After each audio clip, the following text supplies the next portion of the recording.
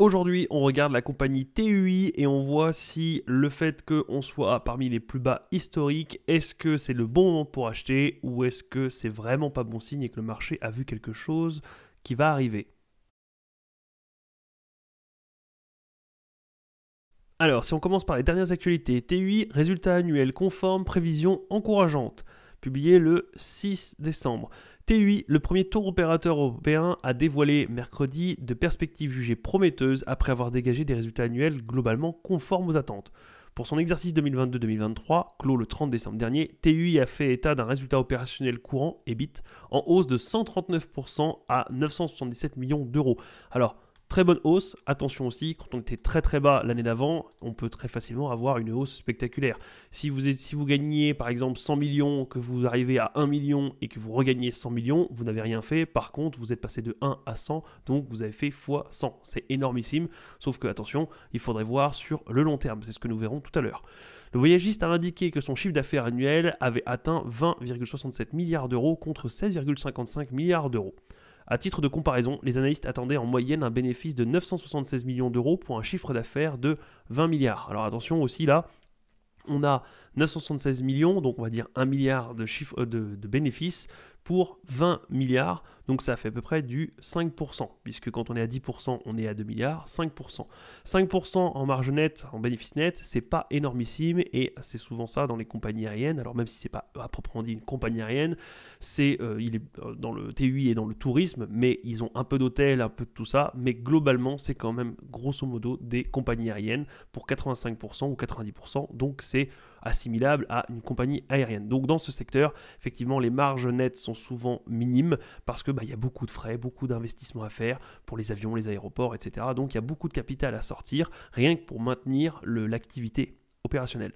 Pour son nouvel exercice, le groupe divisait une croissance de son chiffre d'affaires d'au moins 10% pour le résultat opérationnel courant, EBIT, attendu en hausse de plus de 25%. Pareil, très prometteur, effectivement une hausse de 25%. Maintenant à voir d'où on part, puisque 25% si on avait fait diviser par 4 l'année d'avant, 25% c'est juste normal, c'est même limite moyen, puisqu'il faudrait un retour à la normale.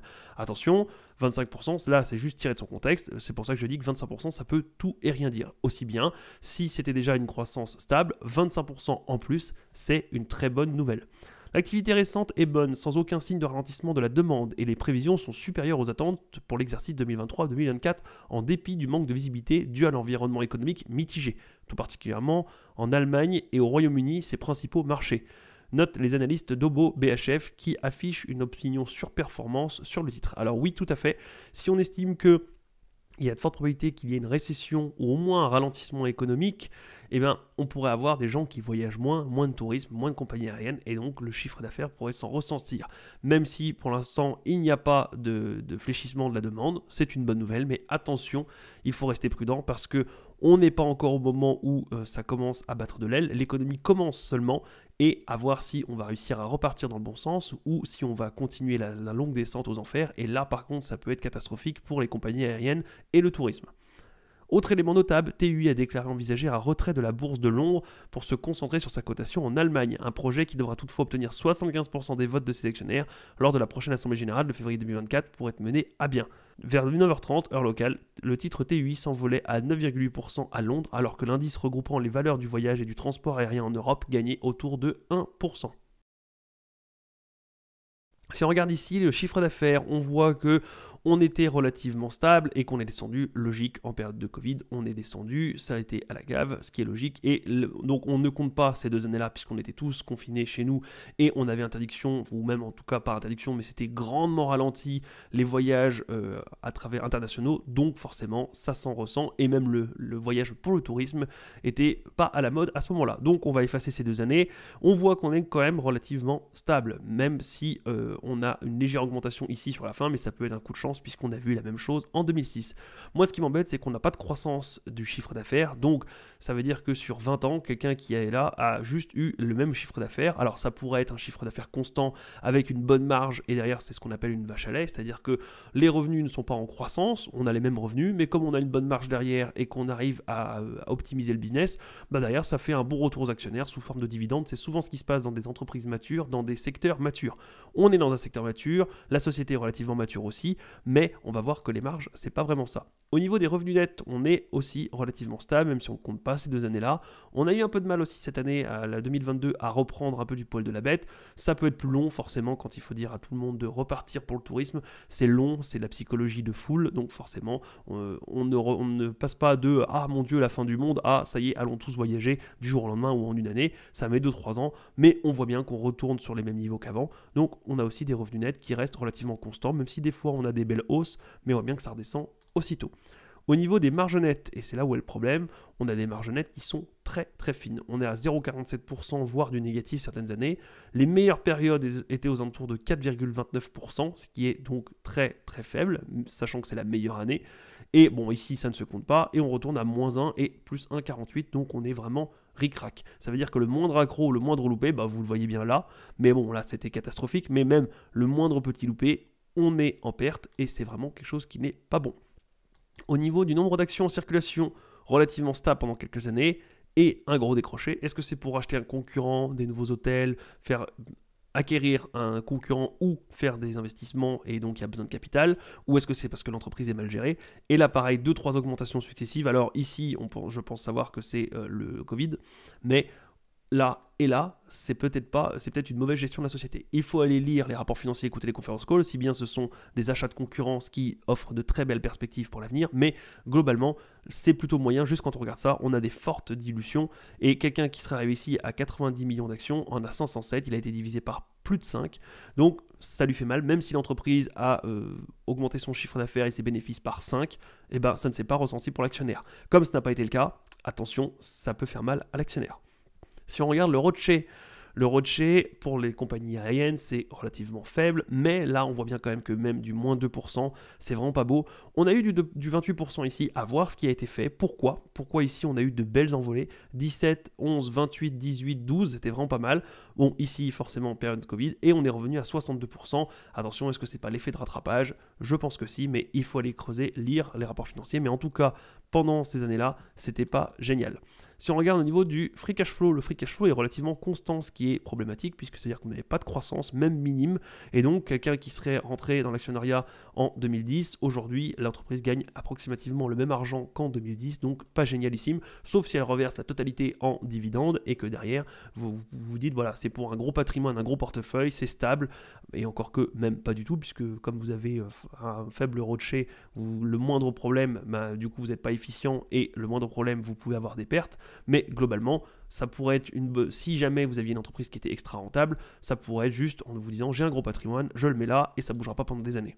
Le price to free cash flow est à 6, enfin proche de 7.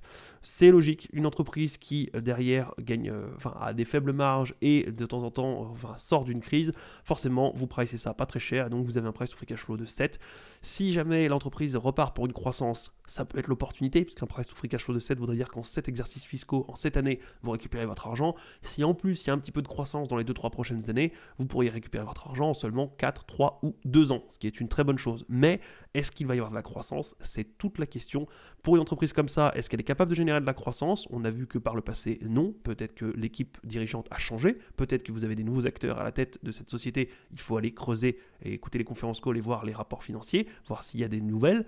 Mais si ce n'est pas le cas, on n'est pas vraiment sur de la croissance. Et en plus, on pourrait avoir une potentielle récession qui arrive, ce qui fait que ça dégraderait encore le tourisme, même si la société a communiqué comme quoi, pour l'instant, pas de faiblesse de la demande et que c'était plutôt encourageant.